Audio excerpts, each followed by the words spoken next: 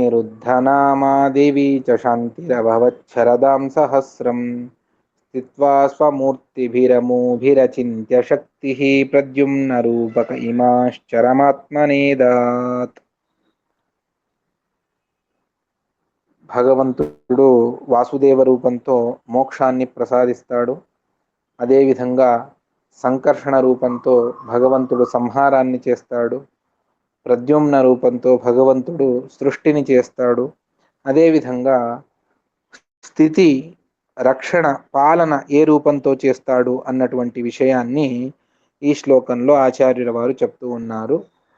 పునః మరొకసారి సహా ఆ మూలరూపి అయినటువంటి నారాయణుడు, భగవాన్ నారాయణుడు అనిరుద్ధనామా బభూవ, అభవత్, అనిరుద్ధ అనేటువంటి పేరుతో అభవత్, ఆ అనిరుద్ధ రూపాన్ని భగవంతుడు స్వీకరించాడు. దేవీ చ, రమాదేవి, శాంతి అభవత్, శాంతి అనేటువంటి రూపాన్ని ఆవిడ స్వీకరించింది. ఎందుకు ఇదంతాను అంటే ఈ రూపం యొక్క ప్రయోజనం ఏమిటి అనంటే దానికి స్థిత్యై, స్థితి అంటే జనుల రక్షణ, వాళ్ళను పాలించడం, పరిపాలించడం కోసం ఈ రూపాన్ని భగవంతుడు స్వీకరించాడు. ఈ విధంగా 4 రూపాలను భగవంతుడు స్వీకరించాడు. ఇది స్వీకరించి భగవంతుడు శరదాం సహస్రం స్థిత్వా, 1000 సంవత్సరాలు భగవంతుడు తను ఆ 1000 సంవత్సరాలు ఉండి దాని తర్వాత భగవంతుడు సృష్టిని చేస్తాడు. ఈ 1000 సంవత్సరాలు ఏమిటి అనంటే ఇది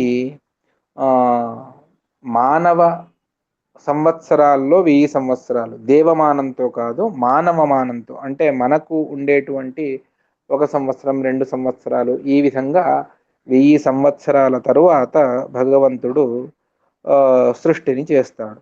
అప్పుడు స్వమూర్తిభి అమూభి అచింత్య శక్తి, అంటే భగవంతుడికి సృష్టి చేయడానికి వేరే వస్తువులు కావాలి, వేరే వాళ్ళ సహాయం తీసుకోవాలి అన్నటువంటిది భగవంతుడికి లేదు అని చూపించడానికి అచింత్య శక్తి, అంటే మనకెవరికి ఊహించడానికి సాధ్యపడనటువంటి శక్తి కలవాడు భగవంతుడు అని చెప్పి, అటువంటి ఆ భగవంతుడు అమూభిహి స్వమూర్తిభి, తనదే అయినటువంటి ఈ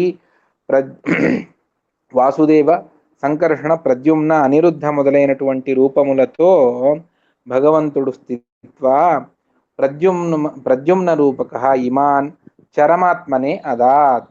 ఇమాన్ అంటే ఈ జీవులను, ప్రద్యుమ్న రూపక, ప్రద్యుమ్న రూపంలో ఉన్నటువంటి భగవంతుడు చరమాత్మనే, చివర్లో ఉన్నటువంటి అనిరుద్ధ నామక భగవంతుడికి భగవంతుడు తాను ఆ జీవులను ఇస్తాడు. వీళ్లను సృష్టి చెయ్యమని భగవంతుడు ఇస్తాడు. నిజంగా సృష్టి గురించి చెప్పినటువంటిది ప్రద్యుమ్న రూపంతోనే, కానీ అనిరుద్ధుడికి వీళ్ళను సృష్టి చేయమని భగవంతుడు చెబుతాడు. ఇక్కడ ఒక చిన్న అంశం ఉన్నది. అదేమిటి అంటే ఈ 4 కూడా 4ంటిని చేసేటువంటి సామర్థ్యం ఉన్నది. కానీ ఈ వెనుకటి శ్లోకంలో ప్రద్యుమ్న రూపంతో భగవంతుడు సృష్టిని చేస్తాడు అన్నటువంటి మాట ఏదైతే వచ్చిందో, సృష్టి హేతోహో ప్రద్యుమ్నతాముపగత అని 7వ శ్లోకంలో ఆచార్యుల వారు చెప్పారు. ప్రద్యుమ్న రూపంతో సృష్టి అన్నటువంటిది, ఈ ప్రద్యుమ్న రూపంతో సృష్టి అన్నటువంటిది ఇది బ్రహ్మాండం లోపల జరిగేటువంటి సృష్టిని ఇక్కడ చెప్తూ ఉన్నారు. అందువల్ల ఈ సృష్టి ఏదైతే ఇప్పుడు ప్రసక్తమైందో ఇది బ్రహ్మాండం వెలుపల జరిగేటువంటి సృష్టి.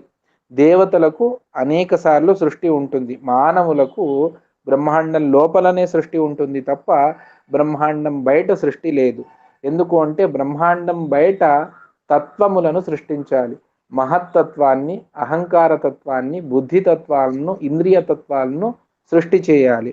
ఆ విధమైనటువంటి సృష్టి అంటే మహత్తత్వం తతో విష్ణు అని చెప్పేసి, ఆ మహత్తత్వం సృష్టి అంటే బ్రహ్మదేవుల వారి శరీర సృష్టినే మహత్తత్వం యొక్క సృష్టి. అంటే ఆ మహత్తత్వం వరకు కూడా బ్రహ్మదేవుల వారి దేహం ఉన్నది అని శాస్త్రం చెబుతుంది. అందువల్ల ఈ దేవతలకు తత్వాభిమాని దేవతలు, అందువల్ల తత్వాన్ని సృష్టించేటప్పుడు తత్వ సహితంగా ఈ దేవతల సృష్టి కూడా ఒకసారి బ్రహ్మాండం బయట జరుగుతుంది, దాని తర్వాత మళ్ళీ లోపల సృష్టి జరుగుతుంది, అది వేరే సృష్టి అని చెప్పేసి. అందువల్ల ఇక్కడ అనిరుద్ధ చరమాత్మని, చరమ ఆత్మ అంటే నాలుగవ వాడు. అది ఎవరు అంటే సాక్షాత్తుగా అనిరుద్ధ రూపంతో ఉన్నటువంటి భగవంతుడు. ఆ భగవంతుడికి ఈ సకల జీవులను ఇస్తాడు. ఇందులో కొన్ని చిన్న చిన్న అంశాలు ఉన్నాయి, అది అంటే ప్రభేదాలు. అదేమిటి అంటే ఒకసారి క్లారిఫై చేసుకొని ముందుకు వెళతాం. అది గహనమైనటువంటి విషయము, కానీ మధ్వ సిద్ధాంతంలో దీని గురించి చర్చ చాలా ఉన్నది అన్నదానికి కొన్ని మాటలను మనం తెలుసుకొని ముందుకు వెళదాం. ఏమిటి అంటే సృష్టి అన్నటువంటి పదం విన్న వెంటనే మధ్వశాస్త్రంలో, మధ్వ సిద్ధాంతంలో, దాస సాహిత్యంలో చాలా విపులంగా ఇది వస్తుంది. అదేవిధంగా ఇక్కడ మధ్వాచార్యుల వారి గ్రంథాల్లో అంటే కొన్ని టిప్పణి అంటే మహానుభావులు చేసినటువంటి వ్యాఖ్యాన గ్రంథాల్లో కొన్నింటిలో వస్తుంది.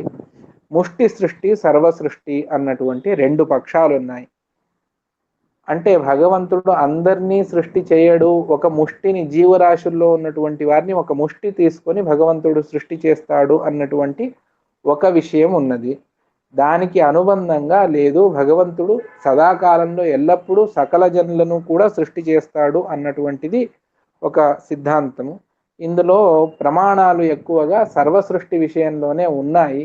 అంటే భగవంతుడు సకల జీవులను ఎల్లప్పుడూ సృష్టి చేస్తూనే పడతాడు తప్ప అంటే జీవరాశులు అనంతంగా ఉన్నారు, అందులో ఒక ముష్టిని భగవంతుడు తీసి దాన్ని మాత్రమే ఈ బ్రహ్మాండం సృష్టి చేసేటప్పుడు సృష్టి చేస్తాడు అన్నటువంటి వాదన, దానికి ప్రమాణాలు అంటే నిర్దుష్టమైనటువంటి ప్రమాణాలు ఎక్కువగా లేవు. అందువల్ల సర్వ సృష్టి విషయాన్నే అందరూ అంగీకరిస్తారు. అటువంటి సర్వ సృష్టి ఉన్నది. ముష్టి సృష్టిలో ప్రమాణాలు తక్కువగా ఉన్నాయి, కొంతమంది దాని గురించి చెప్పారంతే. ఇక ఆ అనిరుద్ధ రూపంతో భగవంతుడు సృష్టి చేయాలి, అది ఏ విధంగా చేస్తాడు అన్నటువంటి దాన్ని ఈ 9వ శ్లోకంలో చెప్తూ ఉన్నారు. నిర్దేహకాంస భగవాన్ అనిరుద్ధ నామ జీవాన్ స్వకర్మ సహితాన్ ఉదరే నివేశ్య చక్రేత దేహ సహితాన్ క్రమశ స్వయంభూ ప్రాణాత్మశేష గరుడేశ ముఖాన్ సమగ్రాన్.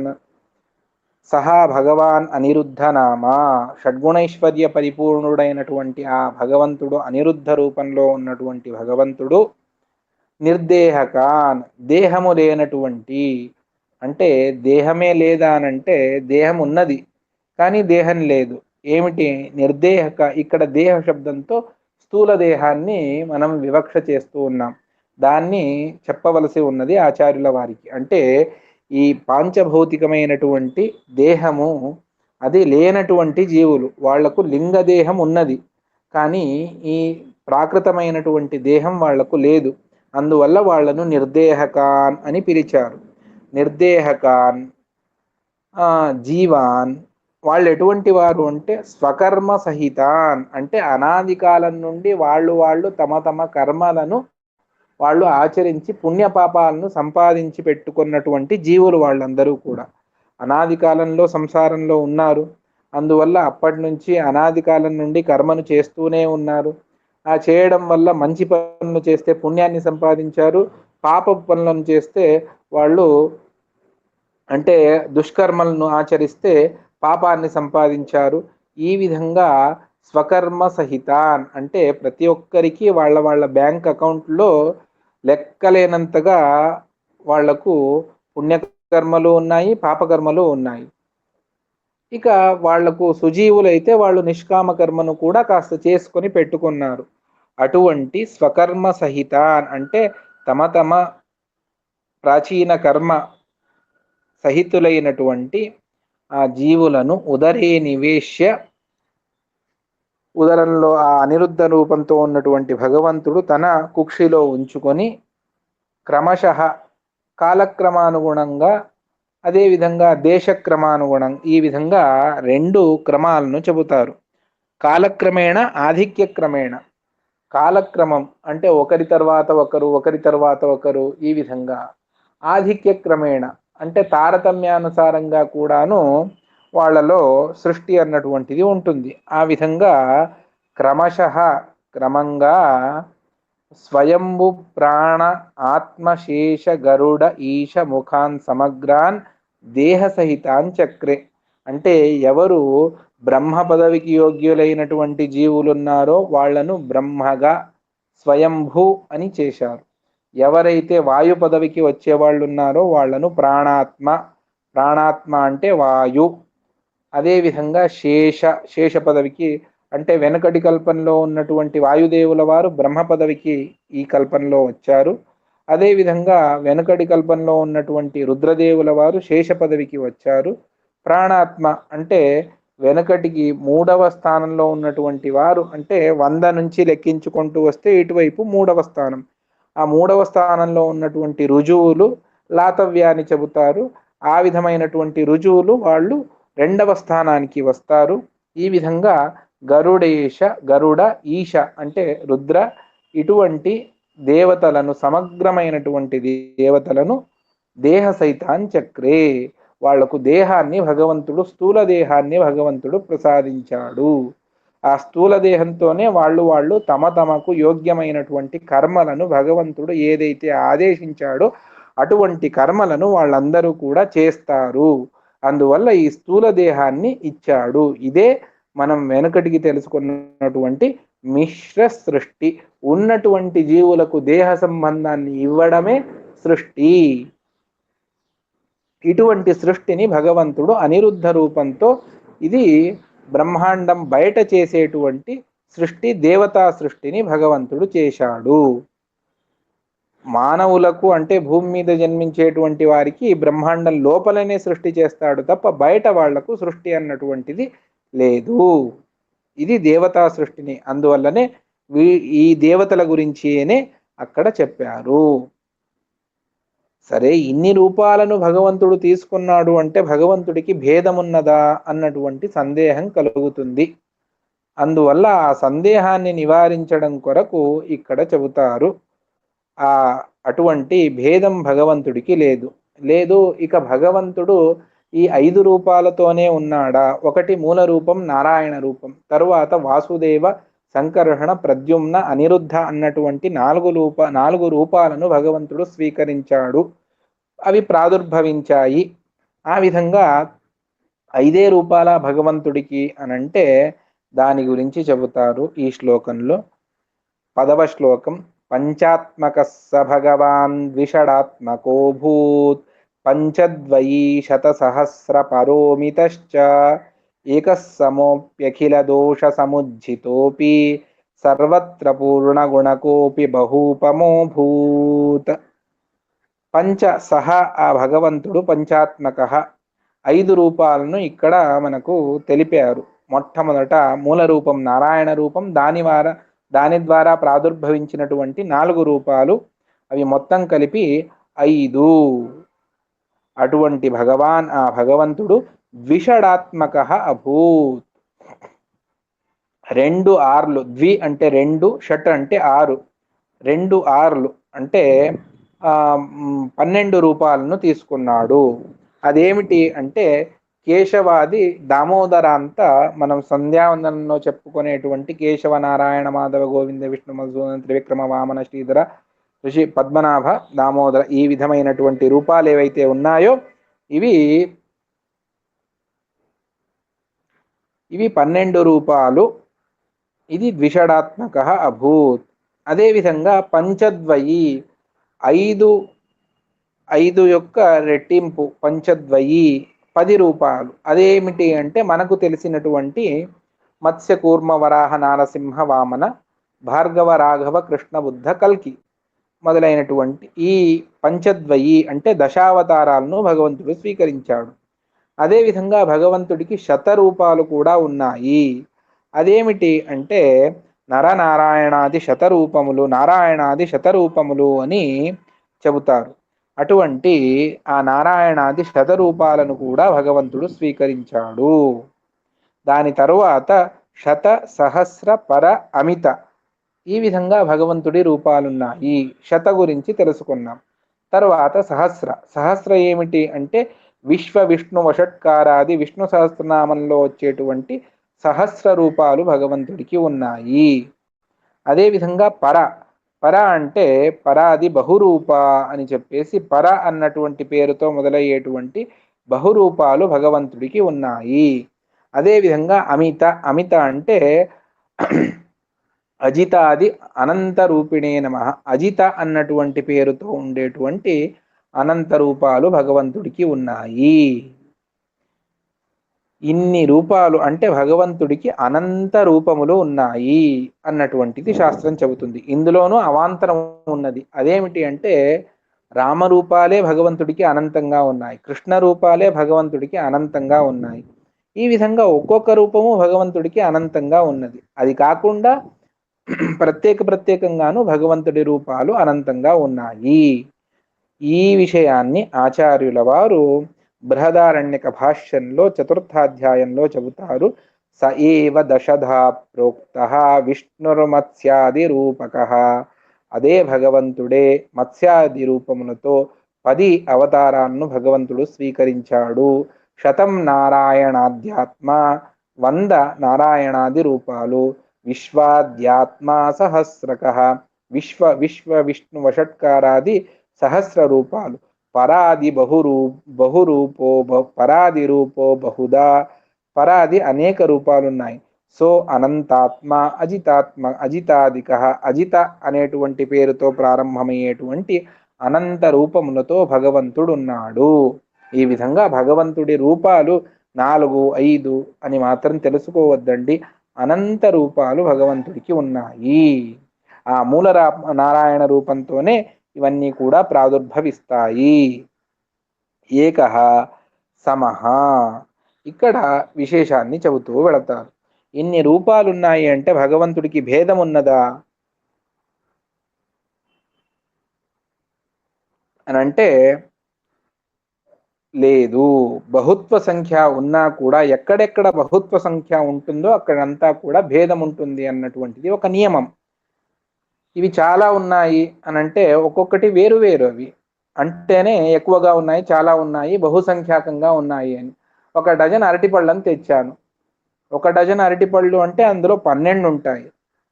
అవన్నీ వేరు వేరు, అందులో భేదం ఉన్నది. ఒక్కొక్క దాన్ని తీసి పక్కకు పెడితే లైన్గా మనం జోడించుకుంటూ వెళితే 12 అరటిపళ్ళు ఉన్నాయి అని చెప్పేసి మనం అంటాం. అవన్నీ వేరు వేరు. అందువల్ల ఎక్కడెక్కడ బహుత్వ సంఖ్య ఉన్నదో అక్కడ భేదం ఉన్నది.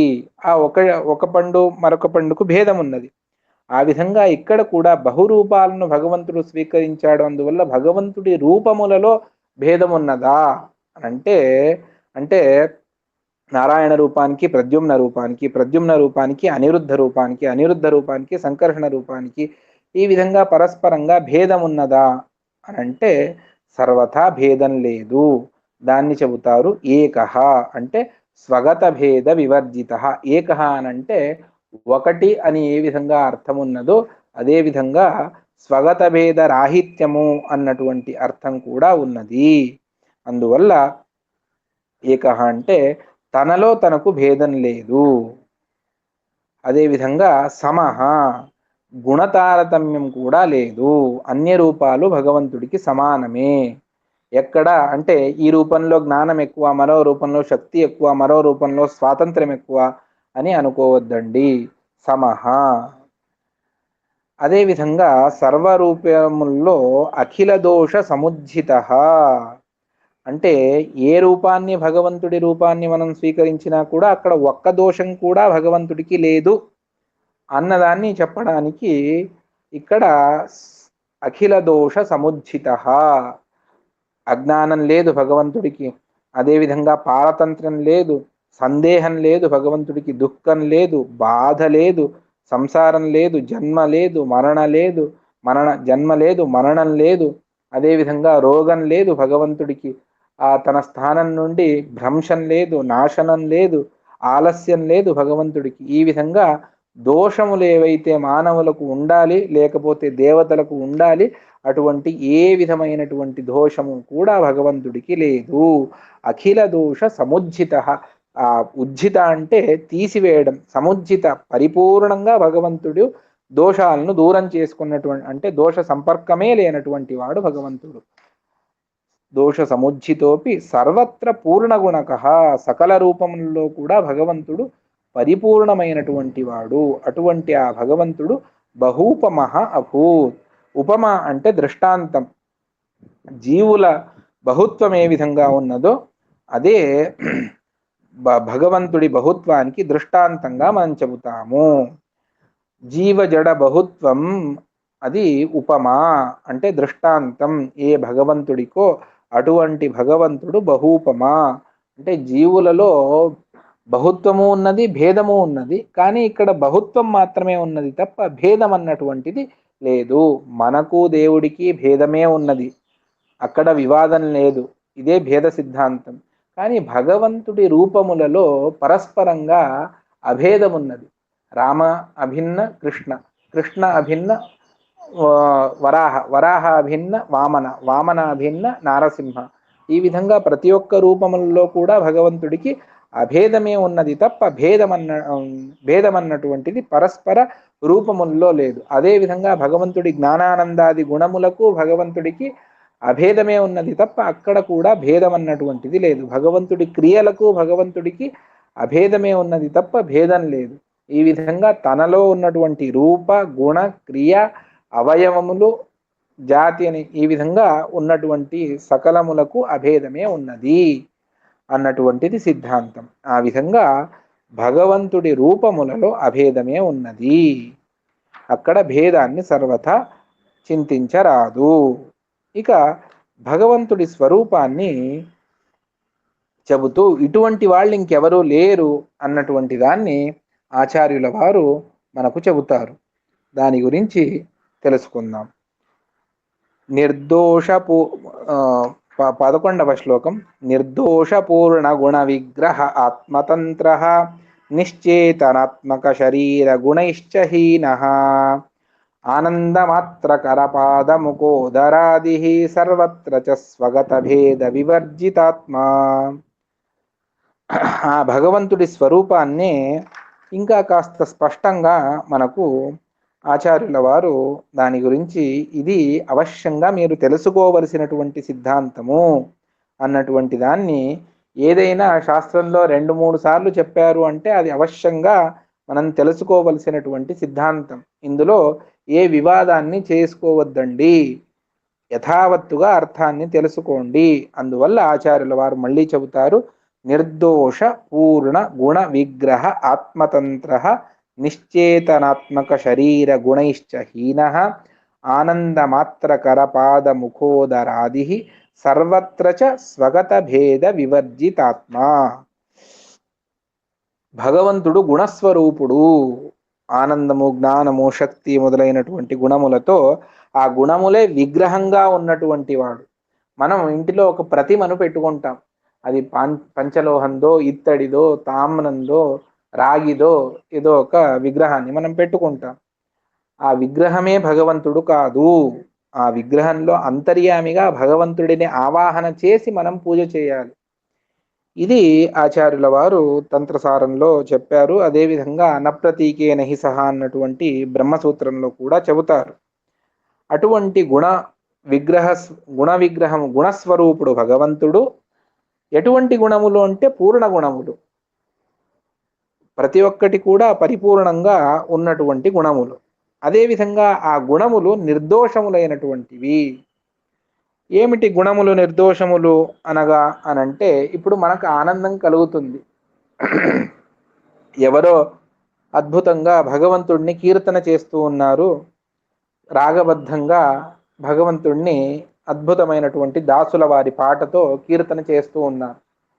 ఆ సమయంలో మనం దాన్ని వింటూ ఉన్నప్పుడు మనకు ఆనందం కలిగింది.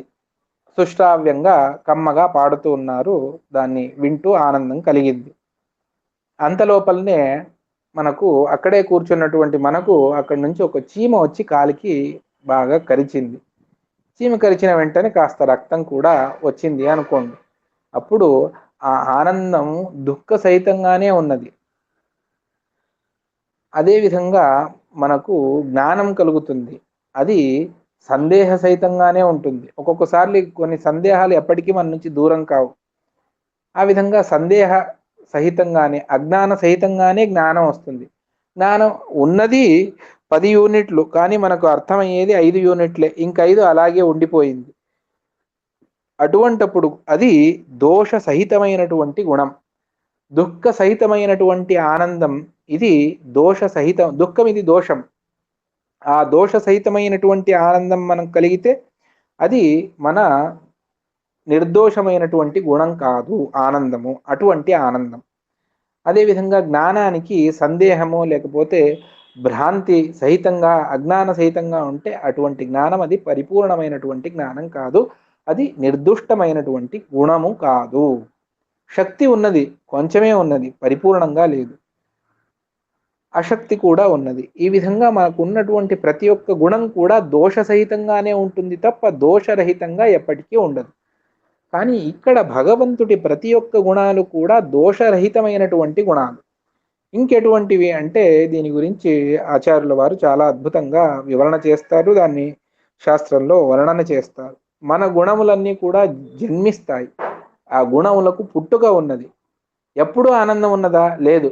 ఉదయం నుంచి ఏదో చాలా కాలు బెణికింది, చాలా బాధపడుతూ ఉన్నాను. తర్వాత మధ్యాహ్నం ఏదో ఆయింట్మెంటో ఏదో రాశారు, ఏదో పెట్టారు, కాపడం పెట్టారు, అంతా సరిపోయింది.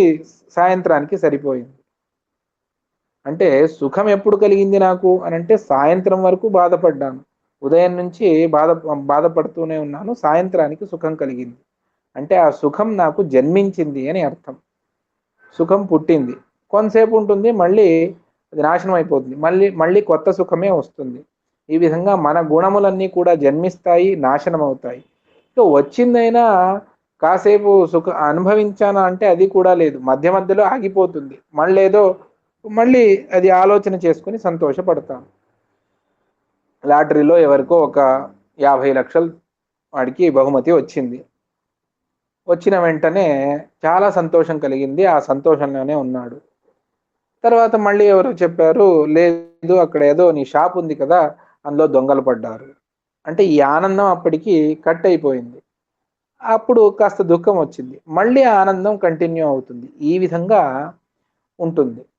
అది మన ఆనందం జన్మిస్తుంది, నాశనం అవుతుంది. అది నిరంతరాయంగా ఉండదు. అంటే అంతరాయం అంటే విఘ్నం, మధ్యలో తడబాటు, అటువంటిది ఏమీ ఉండదు. అటువంటివి ఆ విధంగా మనకు మన సుఖానికి ఈ విధంగా ఉంటుంది. కానీ భగవంతుడి సుఖము జన్మించదు, నాశనం చెందదు. అది అవ్యాహతంగా అనాది కాలం నుండి అనంతకాలం వరకు ఏకప్రకారంగా ఉంటుంది. ఈ విధంగా గుణములలో కొన్ని దోషములున్నాయి. ఆ దోషములేవి కూడా భగవంతుడికి లేవు. అటువంటి ఆ దోషరహితమైనటువంటి గుణస్వరూపుడు భగవంతుడు అని చెప్తూ ఉన్నారు. దాన్ని నిర్దోష పూర్ణ గుణ విగ్రహ, ఆత్మతంత్ర, స్వతంత్రుడు భగవంతుడు.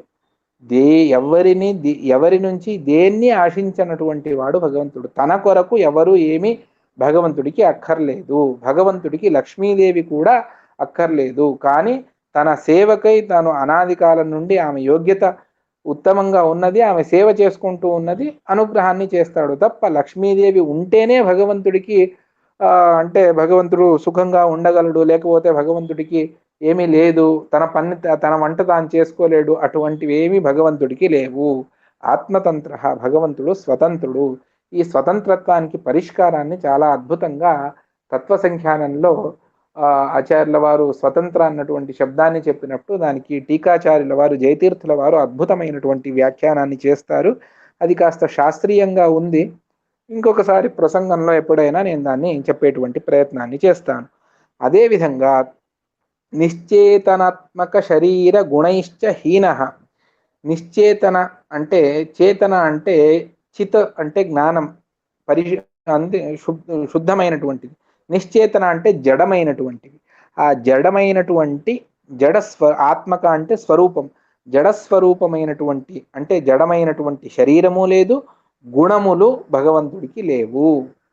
అంటే భగవంతుడి శరీరం జడ శరీరం కాదు. మన శరీరములన్నీ కూడా జడ శరీరములే. ఇవి కొన్ని రోజులు ఉంటాయి, తర్వాత ఇది నాశనం చెందుతుంది. కానీ భగవంతుడి శరీరం మాత్రం జడ శరీరం కాదు. అందువల్ల దానికి ఉత్పత్తి లేదు, నాశనం కూడా లేదు. జడమైనటువంటి వస్తువు ఉత్పన్నమవుతుంది, నాశనం అవుతుంది శరీరం. కానీ భగవంతుడి శరీరం అది ఉత్పన్నము అవ్వదు, అంటే జన్మించదు, అది నాశనము చెందదు. అదేవిధంగా గుణములు కూడా మనకు జడమైనటువంటి గుణాలనే మనం భోగిస్తూ ఉంటాం. కానీ భగవంతుడికి అటువంటి జడమైనటువంటి గుణములు లేవు. అంటే ఇప్పుడు మనకు ఇది చెప్తూ పోతే చాలా విస్తారంగా చెప్పాలి.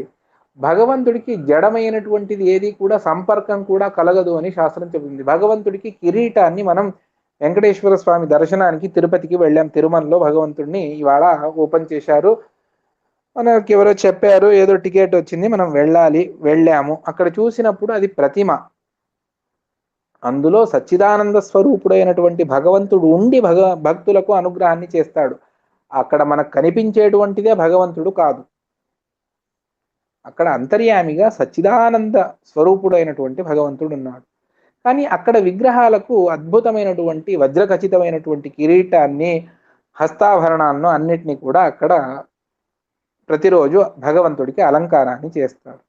కానీ మూల రూపంలో ఉన్నటువంటి భగవంతుడికి ఎటువంటి అలంకారం ఉంటుంది అంటే అవన్నీ జడమైనటువంటివి కాదు.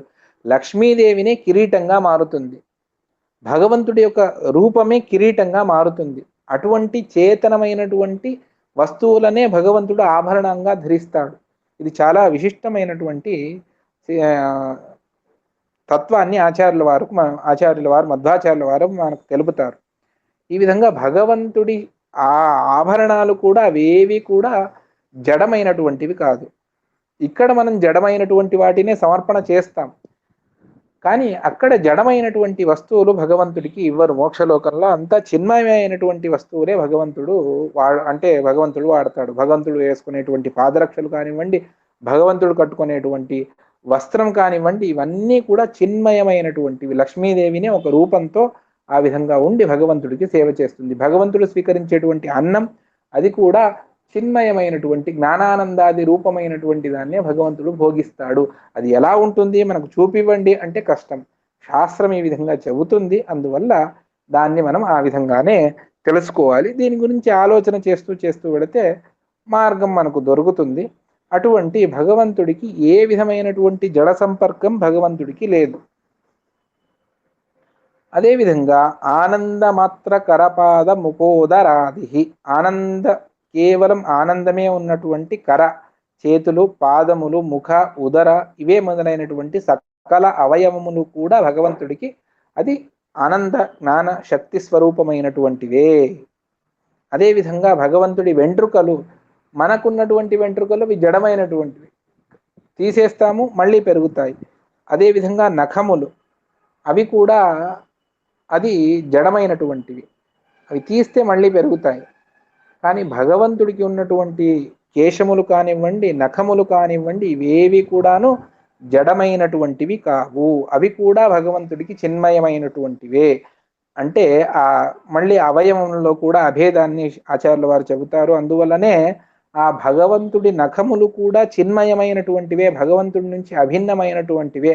అందువల్లనే ఆచార్యుల వారు నరసింహస్తుతి అని చేయకుండా నరసింహ నఖస్తుతి అని చేశారు. అంటే భగవంతుడి ఆ నఖములు కూడా చిన్మయమైనటువంటివే, భగవత్ స్వరూపమైనటువంటివే అవి. ఇది చాలా పెద్ద సిద్ధాంతము. బ్రహ్మసూత్రాల్లో దీని గురించి చెబుతారు. అటువంటి ఆ అంటే మనం భగవంతుడి గురించి ఆలోచన చేసేటప్పుడు ఇవన్నీ కూడా మనకు ప్రతిరోజు మనం చేసేటప్పుడు మనకు గాయత్రి జపాన్ని చేస్తాము, ఏదో భగవంతుడి ధ్యానం చేస్తాము, పూజ చేస్తాము, ఏదో ఒకటి చేస్తాం కదా.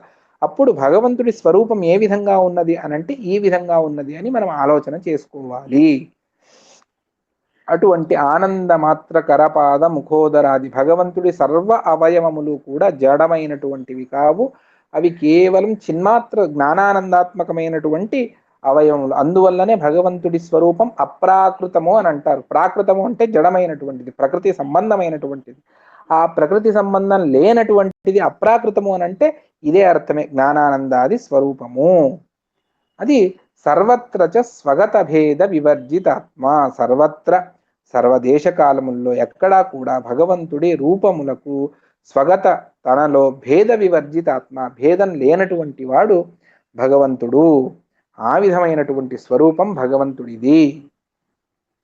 సర్వథా తన రూప గుణముల్లో భగవంతుడికి భేదం అనేటువంటిది లేదు.